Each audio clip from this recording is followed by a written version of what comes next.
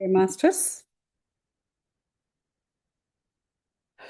వెన్నెముకను నిటారుగా పెట్టండి. వెన్నెముకను నిటారుగా పెట్టి ఆలోచన రహిత స్థితిలో కూర్చోండి మాస్టర్స్. శ్వాస మీద ధ్యాస పెట్టండి.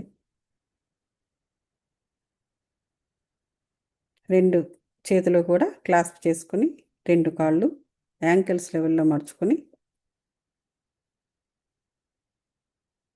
కాస్త తల పైకెత్తి, అంటే కనుబొమ్మలు రెండు కూడా ఆకాశాన్ని చూస్తున్నట్లుగా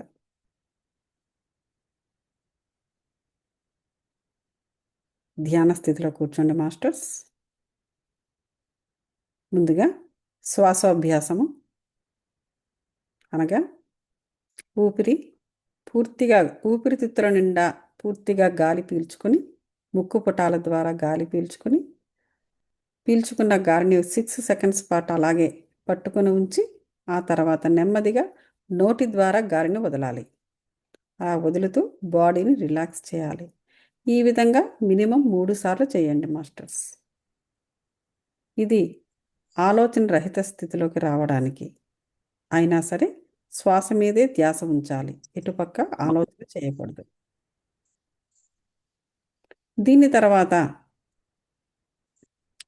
శరీర కండరాలను, అన్ని భాగాల యొక్క కండరాలను బిగించి తర్వాత వదలాలి. ఈ విధంగా బాడీని నిశ్చల స్థితి కావాలి మాస్టర్స్.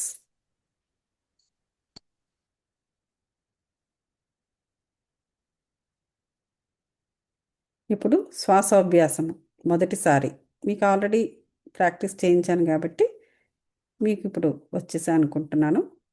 కేవలం మొదటిసారి, రెండవసారి అని అలా చెప్తాను నేను. మొదటిసారి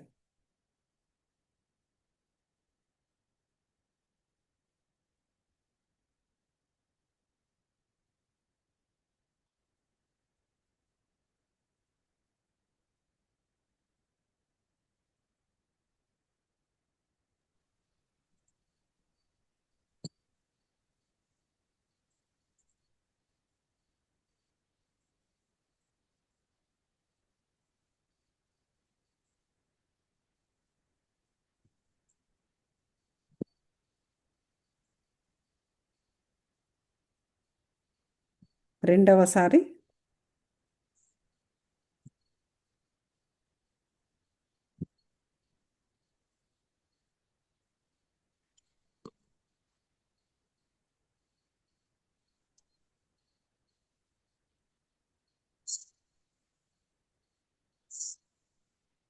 మూడవసారి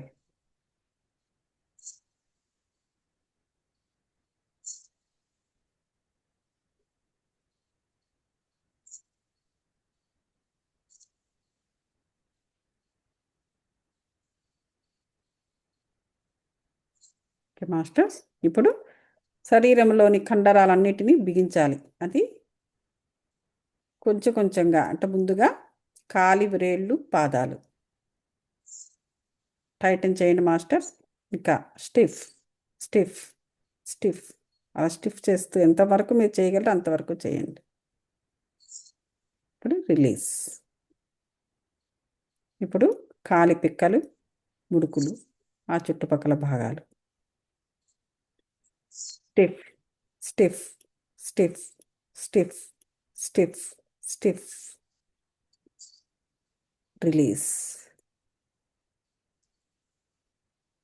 ఇప్పుడు తొడలు, ముందు భాగము, ముందు వెనక భాగాలు. ఇందులో ముడుకులు కూడా మళ్ళీ కలుస్తాయి, పర్వాలేదు, కలపండి. Stiff stiff stiff stiff stiff. Now release.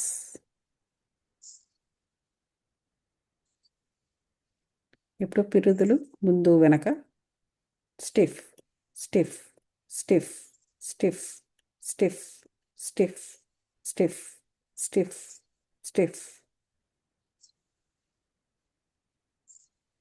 Now release. పొత్తి కడుపు, ముందు వెనక భాగాలు stiff stiff stiff stiff stiff stiff. Now release. ఇప్పుడు నడుము, ఉదర భాగము పక్కటెముకలు, అక్కడ చుట్టుపక్కల ఉన్న అన్ని అవయవాలు. Stiff stiff stiff stiff stiff stiff stiff stiff.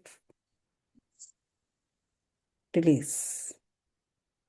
ఇప్పుడు పిడికిళ్ళు, చేతులు కంప్లీట్గా stiff stiff stiff stiff stiff stiff. Release. ఛాతి భాగము, వీపు, వెనక, ముందు, పక్కటం. Stiff stiff stiff stiff stiff stiff stiff. Release. ఇప్పుడు భుజాలు, మెడ, ముందు, వెనక. Stiff stiff stiff stiff stiff stiff stiff stiff.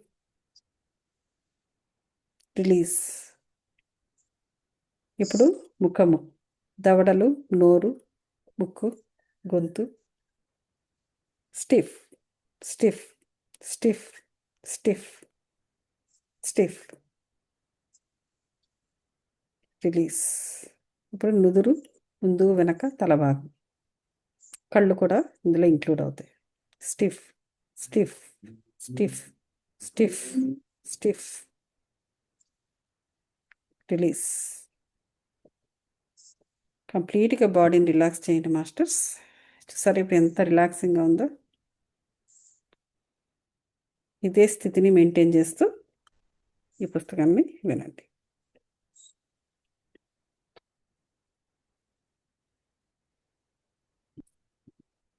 Okay. So మన 8వ అధ్యాయం మొదలు పెడుతున్నాం ఇవాళ. ఇది మనశ్శాంతి గురించి రాశారు. ఒత్తిడికి, కలతకు, భయానికి విరుగుడు. చూసారా, మనం చాలా ప్రెషర్ ఫీల్ అవుతుంటాం, చాలా విషయాల్లో కలత చెందుతూ ఉంటాం, భయాలు కూడా పడుతూ ఉంటాం. వీటన్నిటికి విరుగుడు ఏంటంటే మనశ్శాంతిగా ఉండడమేనట. చూసారా, ప్రశాంతమైన మనస్థితిలో మన జీవితానుభవాలన్నింటినీ పొందాలి. అంటే ఇక్కడ ఏంటి, మన మనసు ప్రశాంతంగా ఉన్నప్పుడే మనం సరైన జీవితానుభవాలను పొందుతాం.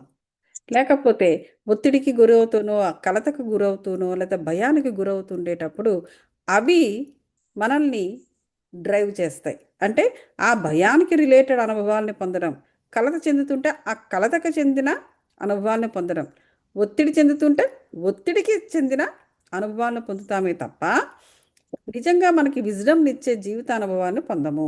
ఒక్కోసారి అనుకుంటాను నేను కూడా, ఈ ఈ విధంగా ఉంటే వీళ్ళ నుంచి నేను నేర్చుకునేది ఏముంది, అనవసరంగా ఆ దుఃఖాన్ని వాళ్ళ దుఃఖ పెడుతూ ఉంటే నేను పడటమే తప్ప అనేటువంటి భావన అప్పుడప్పుడు నాకు కలుగుతూ ఉంటుంది కొన్ని విషయాల్లో. ఎందుకు అలాగంటే ఆ టైంలో నేను ఒత్తిడికి గురవుతూ ఉండడం వల్ల ఆ ఒత్తిడికి సంబంధించిన అనుభవాలు పొందుతామే తప్ప దాని నుంచి వచ్చేది విజ్డమ్ ఏమీ ఉండదు.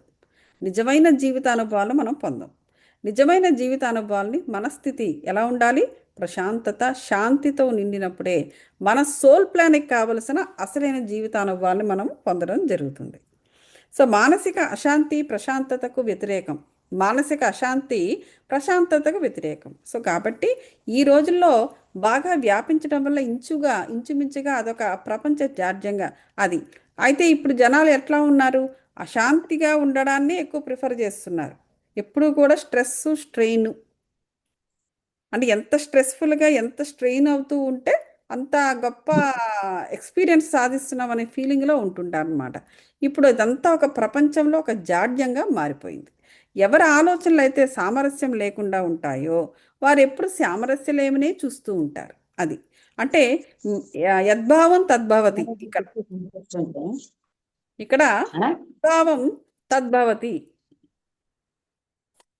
అంటే ఏంటి, మన భావన, మనసులో మనం ఎటువంటి భావనలు కలిగి ఉంటామో అవే లాంటి దానికి సంబంధించిన అదే భావనకు సంబంధించిన సిచ్యువేషన్స్ ఏర్పడము, దానితోనే మనము సామరస్యం లేకుండానే ఉండడము జరుగుతూ ఉంటుంది.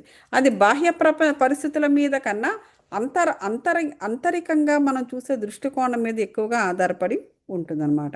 అంటే మనం ఏమనుకుంటాము, బయట నుంచే సిచ్యువేషన్స్ వస్తున్నాయి అనుకుంటాం.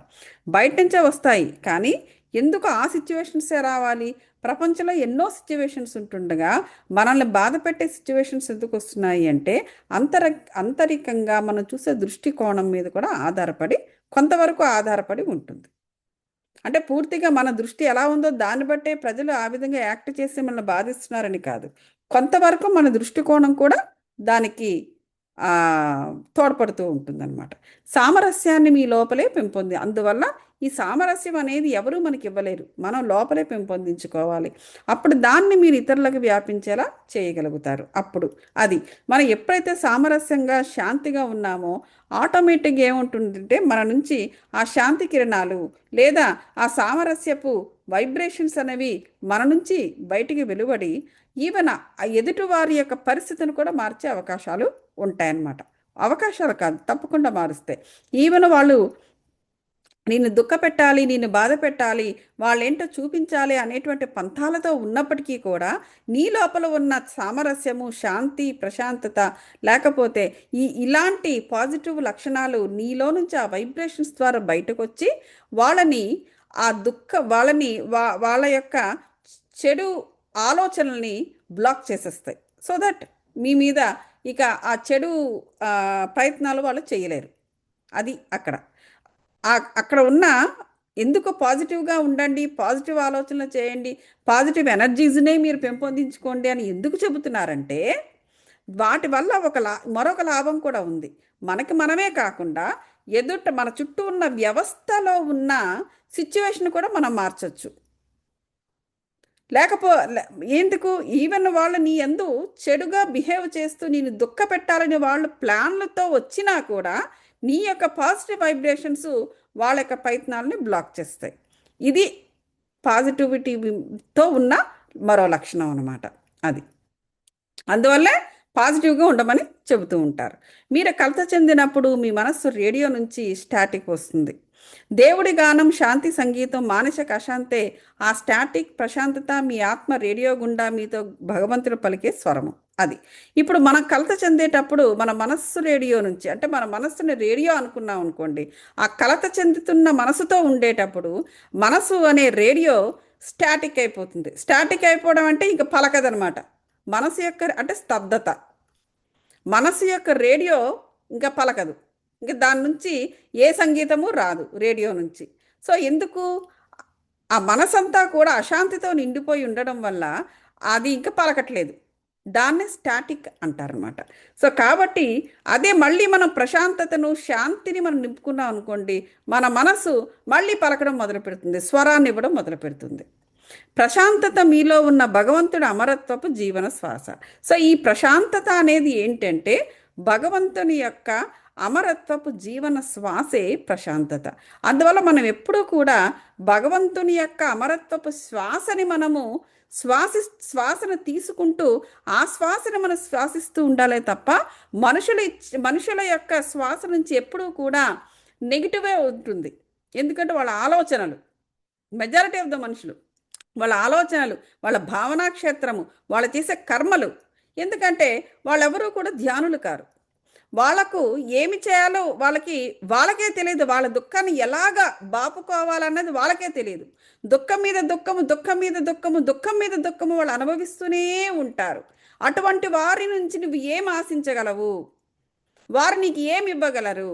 వారు నీకు కేవలం దుఃఖాన్ని ఇవ్వగలరు తప్ప, ఎందుకంటే వాళ్ళ అనుభవం కూడా దుఃఖమే. పోనీ వాళ్ళేదో సంతోషంగా బ్రతుకుతున్నారు అనేది ఏమైనా ఉందా అంటే అది ఏం లేదు. సో కాబట్టి వాళ్లకు ఈ ధ్యానం అనేది లేకపోవడం వల్ల, ఈ స్పిరిచువల్గా ఎలా ఉండాలో తెలియకపోవడం వల్ల, ఈ ప్రాపంచికపు ద్వంద్వపు స్థాయిలోనే వాళ్ళు ఉండడం వల్ల వాళ్ళ దుఃఖం మీద దుఃఖాన్ని వాళ్ళు ప్రోగేసుకుంటూ ఉంటారు. కాబట్టి వాళ్ళ నుంచి నీకు దుఃఖమే వస్తుందే తప్ప వాళ్ళ నుంచి ఏ ప్రశాంతత నీకు రాదు. ప్రశాంతత అనేది నీకు ఎక్కడి నుంచి వస్తుందండి? భగవంతుని యొక్క అమరత్వపు శ్వాస నుండి నీకు ప్రశాంతత వస్తుంది. మానవుల ధ్యానులు కాన వాళ్ళ నుండి కాదు. ధ్యానులు అంటే జస్ట్ ధ్యానం చేయంగానే వాళ్ళు స్పిరిచువల్ అయిపోయారని కాదు. సో వాళ్ళు జ్ఞానాన్ని కలిగి ఉండాలి. జ్ఞానవంతులు, ధ్యానులు ప్లస్ జ్ఞానవంతులైన వారి నుంచి వారు మాత్రమే, ఇటువంటి ప్రాక్టీసుల్లో ఉన్నవారు మాత్రమే దుఃఖాన్ని జయించగలరు తప్ప మిగతా ఎవరు చేయలేరు. అంటే ఎప్పటికీ చేయరా అండి అంటే చేస్తారు. ఈ పాతలోకి వస్తే వాళ్ళు నేర్చుకుంటారు. ఈ జన్మ కాకపోతే ఇంకో జన్మ, ఇంకో జన్మ కాకపోతే ఇంకో జన్మ, మొత్తానికి అందరూ రావాల్సిందే, తప్పదు. సో మీరు చేసే ప్రతీదీ ప్రశాంతతతోనే చెయ్యాలి. ఈ మీ శరీరానికి, మనస్సుకి, ఆత్మకి ఉత్తమమైన ఔషధం అదే. అది అత్యంత అద్భుతమైన విధానంలో జీవించడము అవుతుంది. సో, అద్భుతంగా మేము జీవించాలనుకుంటున్నామండి అంటారు. ప్రతి వాళ్ళకి కోరిక ఉంటుంది. చాలా అద్భుతంగా జీవించాలి. చాలా బాగా బతకాలి. మేము ఎంతో బాగా బతకాలి అనేటువంటి ఇష్టము ప్రతి వారికి ఉంటుంది. ఎంతో బాగా బతకడము అంటే బాగా డబ్బు సంపాదించడము, ఎటువంటి మార్గంలో అయినా పర్వాలేదు, డబ్బు ఉంటే చాలు బాగా బ్రతికినట్టే అనేటువంటి ఒక రాంగ్ నోషన్, అంటే ఒక రాంగ్ ఐడియాలజీని సంఘం డెవలప్ చేసింది. దానితో వాళ్ళ ప్రాణాలు, వాళ్ళ ధన మాన ప్రాణాలను కూడా రిస్క్లో పెట్టుకొని పట్టుకొని మరి ఆ ధనాన్ని సంపాదించుకోవడానికి ప్రజలు ఉర్రూతులూగుతూ ఉంటారు.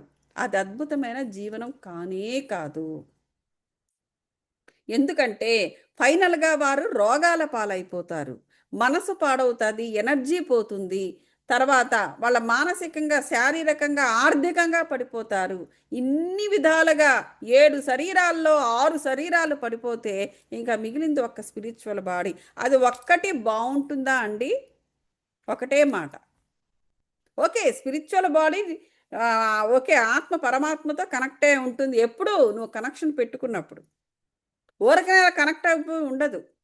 అంటే ఒక ఫీబుల్ ఆ సూత్రం ఉంటుంది. ఇంటర్ కనెక్టెడ్‌నెస్ ఉంటుంది. ఎప్పుడు?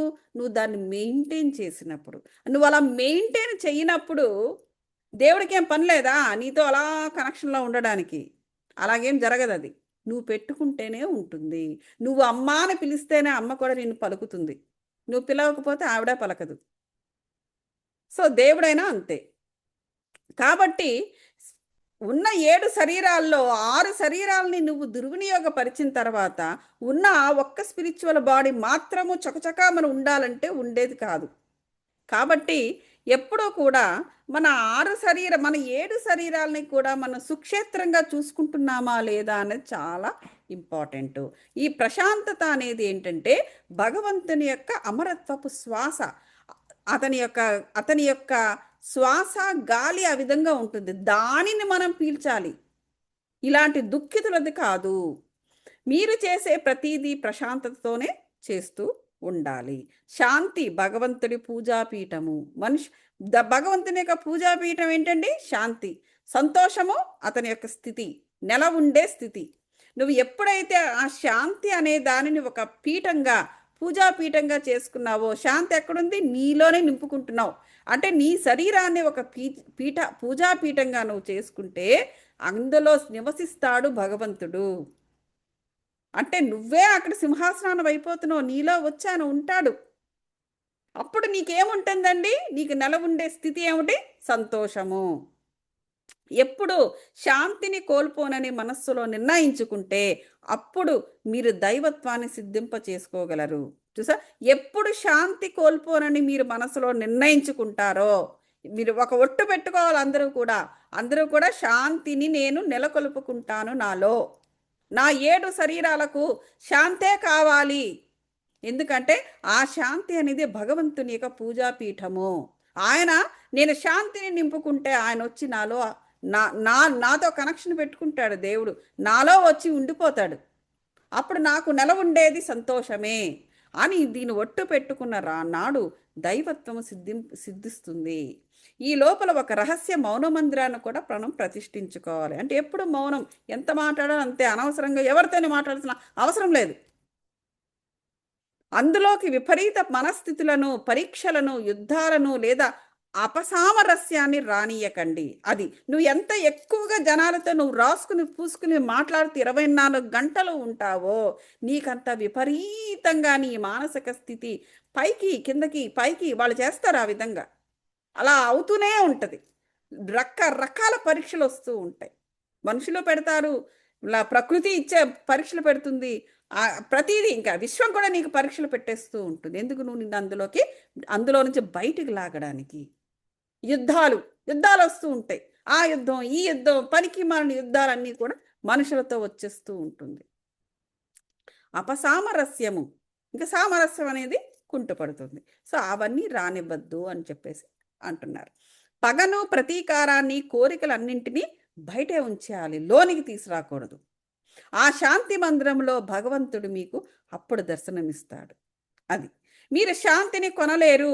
ధ్యానములో మీ రోజువారీ ధ్యాన సాధనల నిశ్చలత్వంలో దాన్ని లోపలే ఎలా తయారు చేసుకోవాలో మీరు తయారు చేసుకోవాలి. అది ధ్యానం, జ్ఞానం, ధ్యానం, సాధన అంతా కూడా నిశ్చలత్వంలో ఉంటుంది. ఇప్పుడు చూసారా, మనము బాడీని నిశ్చలంగా చేసుకోవడానికి మనము ఆ కండరాలను బిగించాము, వదిలాము, కండరాలను బిగించాము, వదిలాము కదా. సో ఇదంతా కూడా చిన్న సాధన, చాలా చిన్న సాధన అది. సో ఇటువంటి సాధనలు ఎన్నో ఉంటాయన్నమాట. వాటిని మనము లోపలే చేసుకుంటూ బయటికి ఏవో డబ్బా కొట్టుకోవాల్సిన అవసరం లేదు, మనకి మనమే చేసుకుంటూ అయిపోయాయి. సో అప్పుడు ఇవన్నీ కూడా దేవుడు మనకి దర్శనమిస్తాడు. మనం ఒక స్థిర త్రిభుజిని మన జీవితానికి మార్గదర్శకంగా భావించాలి. అంటే ఏంటి? ప్రశాంతత, మధుర స్వభావము, రెండు భుజాలు, ఆనందం దానికి అంటే అంటే మన స్థిర త్రిభుజి అంటే అర్థం ఏంటంటే మన శరీరాన్ని ఒక త్రిభుజాకారంగా మనం మార్చుకోవాలి. స్థిరాసనము అంటారు, అంటే స్థిరమైన ఆసనము. మన స్థిరాసనము మనకి పతాంజలి సూత్రాలు కూడా చదివాము. మొట్టమొదటి స్థిరాసనము. మనము ఆసనం అనేది కుదిరేంత వరకు మనకి ధ్యానం సరిగా కుదరదు. ఇలా కూర్చుంటాము, అలా కూర్చుంటాము, ఇలా పడుకుంటాము, అలా కుదరదండి. అంటే ఏదో జబ్బుతో ఉన్నప్పుడు, మనుషులు బాగాలేనప్పుడు అది వేరే సంగతి. కానీ అన్ని విధాలుగా బాగున్నవారు స్థిరాసనమని ముందు సిద్ధించుకోవాలి, సాధించుకోవాల్సింది స్థిర ఆసనము. ఇక్కడ పరమహంస యోగానంద గారు ఏం చెబుతున్నారంటే స్థిర త్రిభుజిని అంటే ఏంటి? ఇప్పుడు ఇలా కూర్చున్నాను నేను. సో దీన్ని ఓసారి ఇలాగా బొమ్మ గీయండి. త్రిభుజాకారంలో ఉంటాను కదా నేను, ఇట్లా ఇక్కడ నుంచి ఇక్కడికి వచ్చి ఇలా త్రిభుజి అలా అన్నమాట. సో త్రిభుజాకారం అది ఏంటి? ప్రశాంతత, మధుర స్వభావము అనేది రెండు భుజాలు అనుకుంటే ఆనందం అనేది పీఠము. సో ప్రతిరోజు కూడా ప్రతి వ్యక్తి కూడా ఆ విధంగానే గుర్తు చేసుకోవాలి. అంటే ఏంటి? మన త్రిభుజాకారంలో ఉన్నట్టుగానే నేను శాంతి యువరాజును, నిశ్చల మనస్సు అనే సింహాసనం పైన కూర్చుని ఉన్నాను, నా కార్య సామ్రాజ్యాన్ని నేను పరిపాలిస్తున్నాను. ఇది ఎప్పుడు కూడా మనము ఒక ఎఫర్మేషన్స్గా ఇచ్చుకోవాలి. రాసుకోండి కావాలంటే. నేను శాంతి యువరాజును, ఎప్పుడు మగవాడైతే. ఆడది అయితే నేను శాంతి యువరాణిని అనుకోండి, లేదా మహారాణిని అనుకోండి. నేను శాంతి మహారాణిని, నిశ్చల మనస్సు అనే సింహాసనము. అంటే నేను కూర్చుని ఎక్కడ కూర్చుంటే అక్కడే నాది సింహాసనము.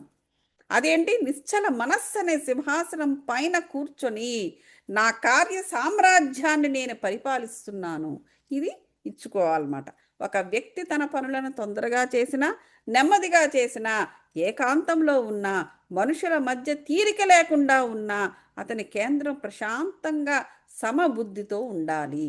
ఎప్పుడు కూడా ప్రశాంత. నువ్వు ఏ పని చెయ్యు, సింగిల్గా చెయ్యు, లేకపోతే చాలా మందిలో ఉండు, ఏకాంతంగా ఉండు, లేకపోతే తొందరగా నువ్వు ఏమి చేసినా మనసు ప్రశాంతంగా ఉండాలి. నువ్వు చేసే పనికి మనసు ప్రశాంతంగా ఉండు, పనులు ఏమైనా చెయ్యు అనేసి చెబుతున్నారు. ఏమైనా చేయంటే క్రూర కర్మలు, పాపకర్మలు, అక్రమ కర్మలు అవి కావు. ఈ మామూలు దైనందిన జీవితం.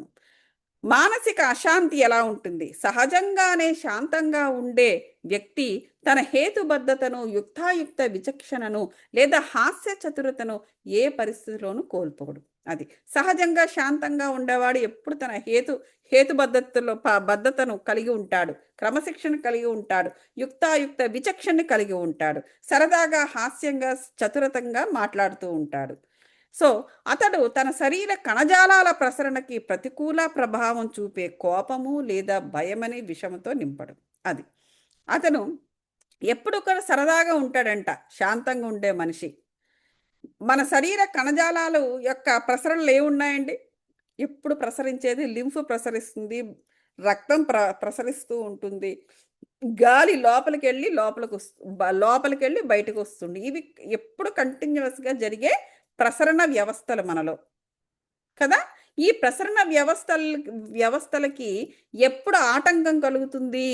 కోపము, భయము, కలత, అశాంతి ఇవన్నిటితోని మన 7 శరీరాలని నింపినప్పుడు మనలో ఉండే ఈ కంటిన్యూస్ ప్రసరణలకి, అలాగే మన బ్రెయిన్లో సిగ్నల్స్ కూడా కంటిన్యూస్గా ఉంటుంది, ఆలోచన కంటిన్యూస్, ఇలాగ కొన్ని ప్రసరణలు మనకి కంటిన్యూస్గా ఉంటూ ఉంటాయి. వాటన్నిటికీ కూడా ఎఫెక్ట్ ఇస్తూ ఉంటుంది. ఎప్పుడు నువ్వు అశాంతితో, కలతతో, భయముతో, ఇలాంటి వాటితో ఉన్నప్పుడు, కోపముతో ఉన్నప్పుడు. కోపంగా ఉన్న తల్లి ఇచ్చే పాలు ఆమె బిడ్డపై హానికరమైన ప్రభావాన్ని కూడా చూపుతుంది. అంతే కదా! ఎందుకని చెప్తారు? పిల్లలకు కొంతమంది తల్లుల పాలు తన ఓన్ తల్లి పాలే పడదు. ఆమె ఏదో తినేసింది, అదేదో ఎలర్జీ ఇచ్చింది. ఎలర్జీ ఒకటే కాదండి, ఆవిడలో ఉన్న భావజాలం ఎలా ఉంది అనేది కూడా ఆ పాలు తాగే పిల్లకి ఎఫెక్ట్ ఇస్తుంది. అంటే అలా చెబితే తల్లులు ఫీల్ అవుతారు కాబట్టి, తెలిసినా కూడా ఏదో డైట్ బాగోలేదు, లేకపోతే ఆవిడ తినే ఆహారం ఏదో ఆ పిల్లకి పట్టడం లేదని అందరూ అంటారు. ఎందుకంటే డైరెక్ట్‌గా చెప్తే తల్లులు హర్ట్ అవుతారు గదా! అందుకని. సో, బేసికల్‌గా తల్లి యొక్క భావజాలము, తల్లి యొక్క అనేక రకాలైన ఎన్నో ఆ పిల్లకు పాలు తాగడం వల్ల ఆ పాపకు ప్రాబ్లమ్స్ వస్తూ ఉంటాయన్నమాట. సో, ప్రయోగపూర్వకంగా ఇదంతా ఇది సైంటిఫికల్‌గా కూడా ప్రూవ్ అయింది. చెడు ఉద్రేకాలు చిట్టచివరికి శరీరాన్ని ఒక అవమానకరమైన రీతిలో కృశింపజేసి నాశనం చేస్తాయనడానికి ఇంతకన్నా అద్భుతమైన, చోద్యమైన ఏ ప్రమాణాన్ని మనము అడగగలము? అది. చెడు ఉద్రేకాలు. ఉద్రేకాలేంటి? మన కన్‌ఫ్యూజన్‌లో ఉన్నప్పుడు ఉద్రేకం వస్తుంది. లేదు అంటే ఎదుట మనిషి మనకన్నా చాలా మందికి, మనకన్నా అంటే మనము అని కాదు. సో, ఎదుటి మనిషి ఆహ్, వ వ మనకన్నా ఎక్కువ ఎదిగిపోతున్నాడంటే చాలు, మనుషులు కొంతమంది పడరు. ఉద్రేకానికి లోనవుతారు. వాడిని ఎలాగైనా సరే నాశనం చేయాలనుకుంటారు. లేపోతే ఒక మనుషులు ఆనందంగా బ్రతుకుతున్నారు. హ్యాపీగా వాళ్ళు ప్రేమించుకుంటున్నారు. హ్యాపీగా కలిసి బ్రతుకుతున్నారు. అన్యోన్యంగా వాళ్ళు బ్రతుకుతున్నారు. లేతే బోలెడు డబ్బులు సంపాదిస్తున్నారు. ఇలా ఎన్నో రకాలు బయట జరిగే వాటన్నిటికో బాధపడుతూ ఉంటారు మానవులు. ఏదో ఒక దానికి. వాడిలా బాగున్నాడు, నేను బాలేను. ఇలాంటివన్నీ. సో, ఇవన్నీ కూడా ఏమవుతుందంటే ఉద్రేకాలను కలిగిస్తుందనమాట. ఆ ఉద్రేకాలను వాళ్ళలో కలిగించి ఎటువంటి ఎఫెక్ట్ వాళ్ళకి ఇస్తుంది అంటే, వాళ్ళ శరీరము అవమానకరమైన రీతిలో కృషించిపోతారట వాళ్ళు. చూడండి, ఇక్కడ వెరీ క్లియర్‌గా రాశారు. అవమానకరమైన రీతిలో వాళ్ళు కృషించిపోతారు. ఈ అవమానం ఏముందండి? వాళ్ళేదో జబ్బులు పడ్డారు, లేకపోతే వాళ్ళకేదో బీపీ పెరిగింది, షుగర్ పెరిగింది, హైపర్ టెన్షన్ వచ్చింది, అలా అనొచ్చు కదా! అవమానకరం అని ఎందుకంటున్నారు? అవమానకరమే. ఎందుకంటే వారి యొక్క జబ్బులనేవి ఏదో బయట నుంచో లేకపోతే మెజారిటీ ఆఫ్ ద జబ్బులండి మన లోపల నుంచే పుడుతుంది. మెజారిటీ ఆఫ్ ద జబ్బులు. అవమానకరమైన రీతిలో అంటే ఏంటి? ఇప్పుడు అంటువ్యాధులు. అంటువ్యాధులు గనక వచ్చినాయనుకోండి, ఎవరు కూడా ముట్టుకోరు. మళ్ళీ ఎక్కడ వాళ్ళకి ఆ వ్యాధి అంటుకుంటుందో అని చెప్పేసి వాళ్ళు భయపడుతూ ఉంటారు. మరిది అవమానమే కదా! అలాగే ఇంకోటేంటంటే, ఏవో కొన్ని రకాల జబ్బులుంటాయి. బెడ్ రిడెన్ అయిపోతారు. బెడ్ మీదకొచ్చేస్తారు. ఆ బెడ్ మీదకొచ్చేయడంతోటి అన్ని పనులు బెడ్ మీదే చేస్తారు. ఎవరో ఒకరి మీద ఆధారపడవలసి వస్తుంది. మరి ఆ ఆధారపడేటప్పుడు వాళ్ళు సరిగ్గా చేయొచ్చు.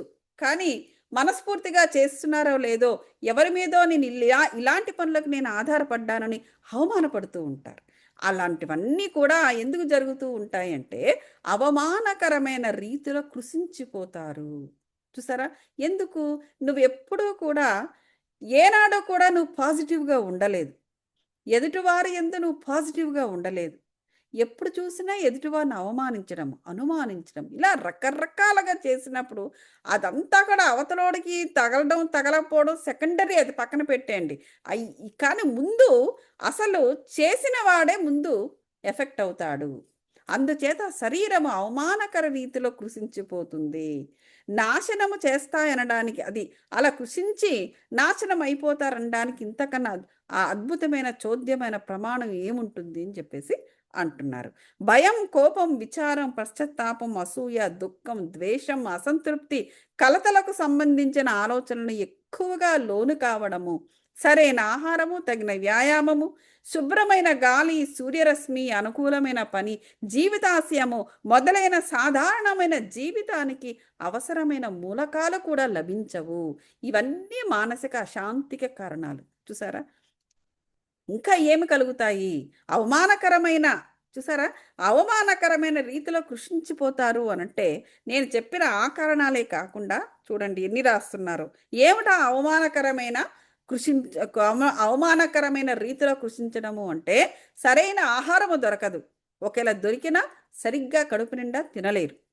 తగిన వ్యాయామము చెయ్యలేరు. ఆ కాళ్ళ నొప్పులు అయ్యే వచ్చేస్తాయి. శుభ్రమైన గాలిని పీల్చలేరు. సూర్యరశ్మి సరిగ్గా దొరకదు. సూర్యరశ్మి దొరకకపోతే ఏమవుతుంది? ఇంకా ఎన్నో రకాల జబ్బులు వస్తాయి. అనుకూలమైన పని దొరకదు. ఉద్యోగం చేద్దాం 5,000 నోట్లో పెట్టుకుందాం అంటే వాళ్ళకి సరి అయిన పని దొరకదు. దొరికినా కంటిన్యూస్గా ఉండదు. అలాగే జీవిత ఆశయాలు కూడా కుంటుపడతాయంట. ఇవన్నీ కూడా ఏంటండి, ఎవరికి వారిని వారే అవమానించుకుంటున్నారు. ఇలాంటివన్నీ కూడా దూరం అయిపోయి, ఇవన్నీ కూడా దూరం అయిపోతాయి. మంచి భోజనం దూరం అవుతుంది, మంచి సుఖమైన నిద్ర దూరం అవుతుంది.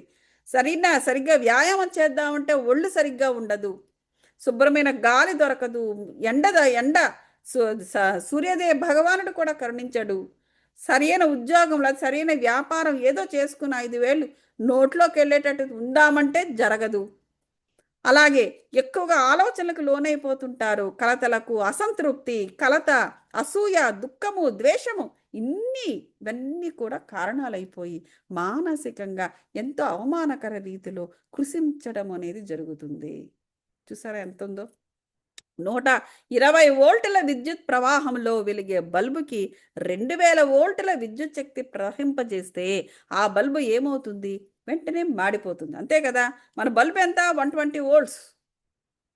కొంతమంది అయితే 60 వోల్ట్స్ 40 వోల్ట్స్ కూడా వాడుతూ ఉంటారు. మాకు పెద్దగా లైట్ అక్కర్లేదు, చిన్న డిమ్ లైట్ చాలు అనుకునేవాళ్ళు.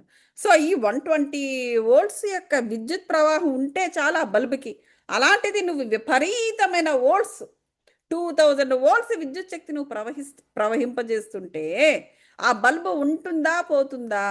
ఎలాగో టప్పమని మసైపోతుందో అదే విధంగా మానవుని యొక్క శరీరము, మానవుని యొక్క మతి, శుతి, గతి అంతా కూడా ఆ విధంగానే అయిపోతుంది.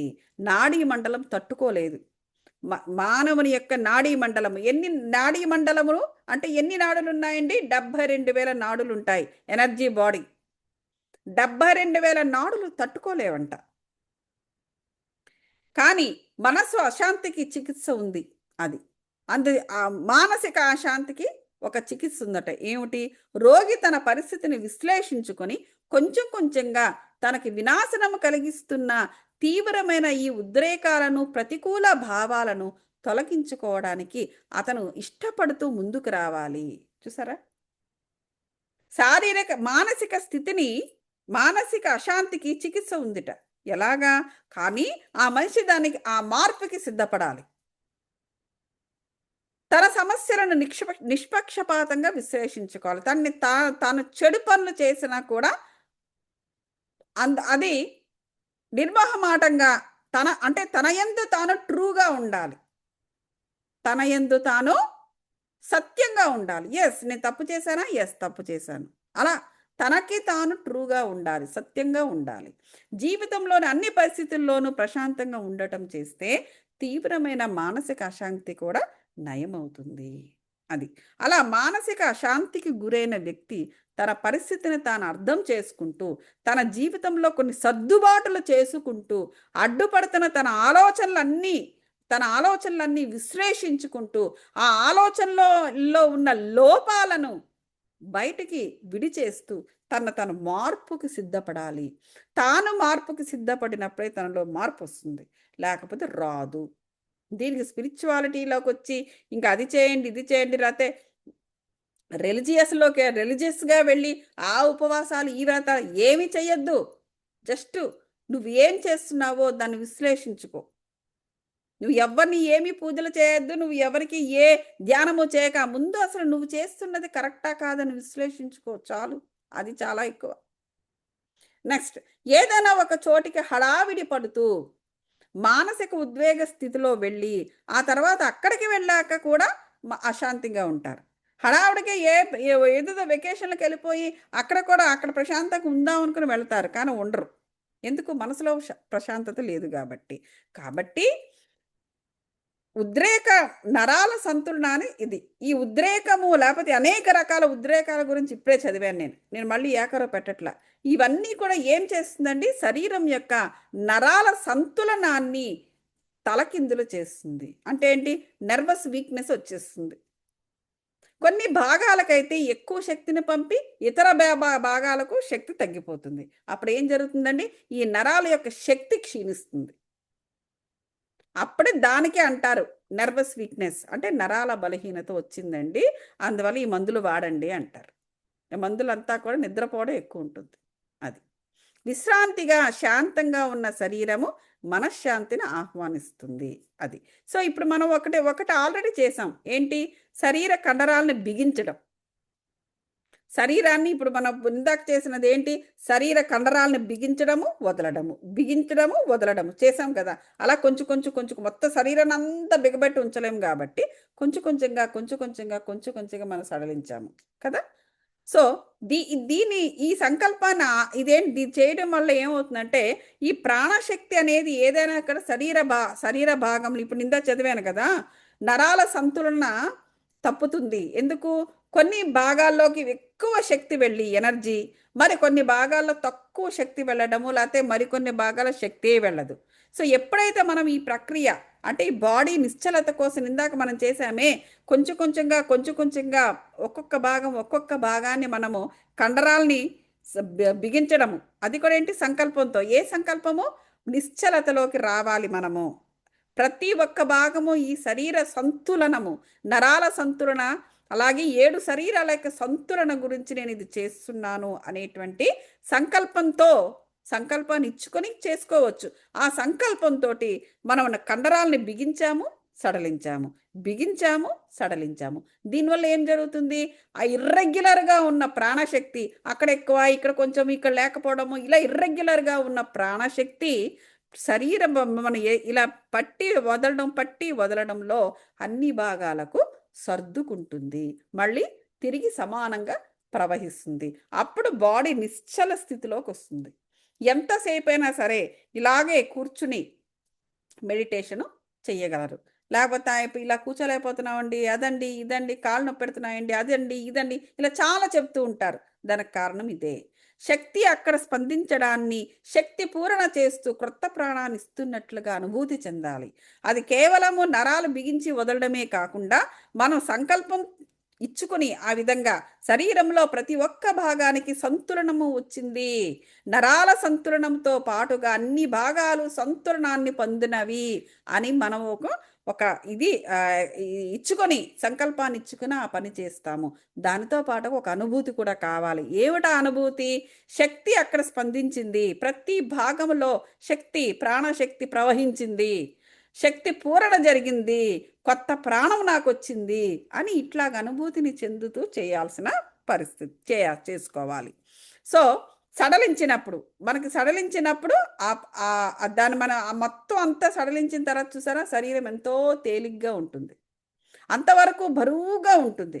ఆ బరువుకు ఒకసారి శరీరం బరువుగా ఉంటుంది, కాలు తీసి కాలు పెట్టలేమండి అంటారు. ఏమిటి కారణము, ఎందుకు, ఆ లోపల ఉన్న ప్రాణశక్తి, ఆ లోపల ఉన్న ఆ ఎనర్జీ ఇర్రెగ్యులర్గా బాడీలో, అంటే సమానంగా బాడీలో వ్యాపించి ఉండకపోవడం వల్ల, ఆ 7 శరీరాల్లో కూడా సమానంగా వ్యాపించి ఉండకపోవడం వల్ల. అలా కాకుండా సమానంగా ప్రవహిస్తుంది అనుకోండి, సమానంగా వ్యాపిస్తుంది అనుకోండి, చెంగుమని లేడి పిల్లలా గెంతుతారు. లేదు అంటే ఒళ్ళంతా బరువు, అది ఇది, ఎందుకు, అది ఒక పక్క బరువు అయిపోయింది, ఇంకో పక్క తేలిక అయిపోయింది, అందువల్ల శరీరం అలాగా అవుతూ ఉంటుంది. అటువంటి అప్పుడు ధ్యానము చేసినా చేయకపోయినా మీరేం చేస్తారంటే, ఆ విధంగా ఎప్పుడు వచ్చినా ఇది చెయ్యండి. ఏంటి, ఒకటి సంకల్పము, సంతులనం కావాలి అని శరీర భాగాలకు, 7 శరీరాలకు, నరాలకు అన్నిటికీను. రెండవది ప్రాణశక్తి సమానంగా ప్రవహించింది, ఆ 7 శరీరాల్లో సమానంగా ప్రవహించింది అని చెప్పుకుని అనుభూతిని చెందుతూ ఇది చేస్తూ పోవాలి. అప్పుడు నిశ్చలతతో మన శరీరాలు ఉండడమే కాకుండా శాంతి, స్వేచ్ఛని నిముడించి ఎరుకను కూడా మనం అనుభవిస్తాము. మీ శరీరపు ప్రతి కదలికలో శాంతి ఉన్నప్పుడు, మీ ఆలోచనల్లో సంకల్ప శక్తిలో శాంతి ఉన్నప్పుడు, మీ ప్రేమలో శాంతి ఉన్నప్పుడు, మీ ఆశల్లో శాంతి ఉన్నప్పుడు, భగవంతుడు ఉన్నప్పుడు గుర్తుపెట్టుకోండి, మీరు దేవుడితోనే మీ జీవితాన్ని కలిపేశారు. అది. ఈ శాంతి అనేది ఎప్పుడైతే మన 7 శరీరాల్లో ప్రవేశించేసిందో, మన ఆలోచనలు, సంకల్ప శక్తి, మన మన ఈవెన్ మనలో ప్రేమ అనేది ఉంటుంది. ఆ ప్రేమ అనే సూత్రంతోనే మనం ఇంటర్ కనెక్ట్ అవుతుంటాం మనుషులకి, పక్షులకి, ప్రకృతికి అన్నిటికీ కూడా. దాంట్లో కూడా శాంతి నెలకొంటుంది. భగవంతుడు అనేవాడు ఆ శాంతిలోనే ఉంటాడు కాబట్టి ఆటోమేటిక్‌గా అతనితో కనెక్షన్ ఏర్పడడం అనేది జరుగుతుంది. ఇప్పుడు అది. ఓకే మాస్టర్స్, ఇప్పుడు మనం మెడిటేషన్ చేద్దాం. నెక్స్ట్ ఇప్పుడు మనశ్శాంతి గురించి పూర్తిగా అయిపోయింది. నెక్స్ట్ కలత, భయం అనేది ఎలా ఉంటుందో అది మనము రేపు కాదు, రేపు కుదరదు నాకు. సో, శనివారం. శనివారం అంటే మీకు ఆదివారం పొద్దున మళ్ళీ కలుస్తున్నాము. ఇప్పుడు మెడిటేషన్ చేద్దాం మాస్టర్స్.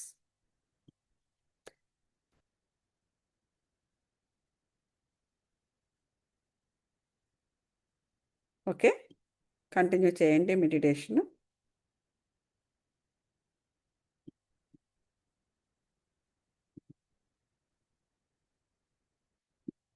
మ్యూజిక్ రాకపోతే నాకు చెప్పండి.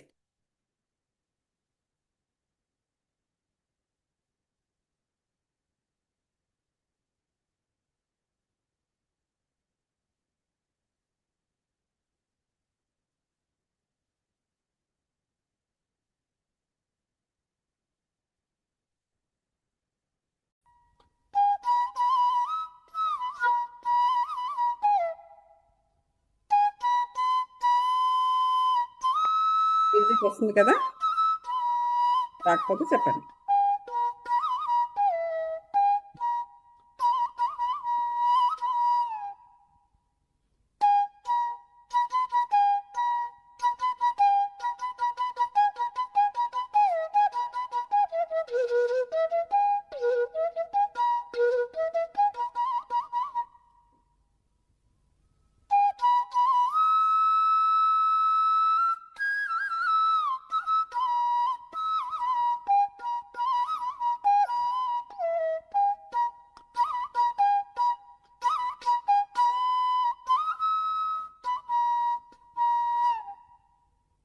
Hello, my name is Adam Ferrari, the Chief Executive Officer of Phoenix Energy. I look forward to you joining us.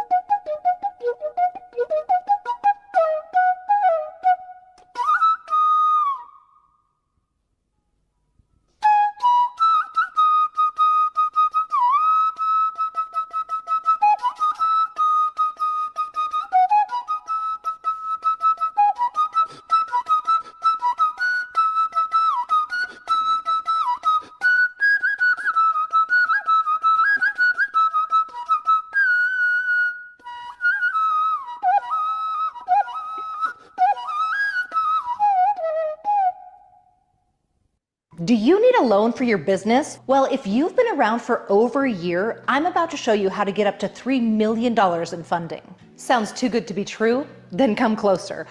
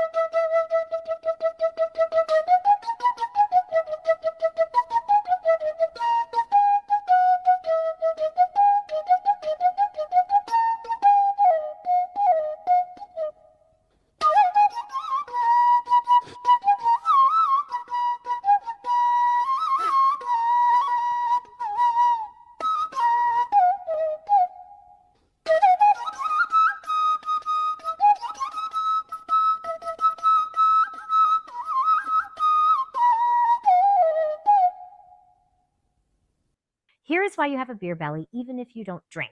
Even if you're pooping every day, yes, every single day,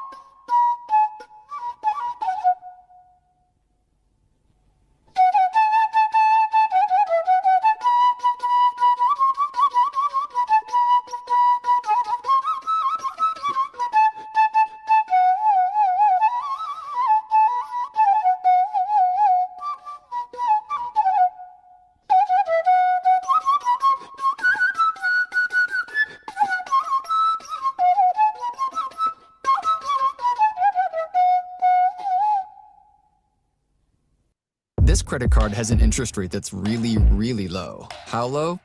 This low. The credit card that's in your wallet right now